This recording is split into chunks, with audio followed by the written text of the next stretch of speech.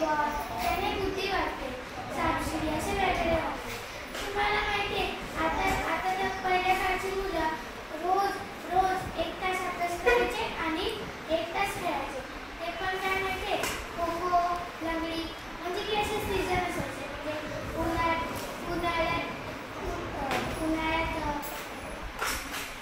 cricket, पावसाळ्यात खो खो आणि हिवाळ्यात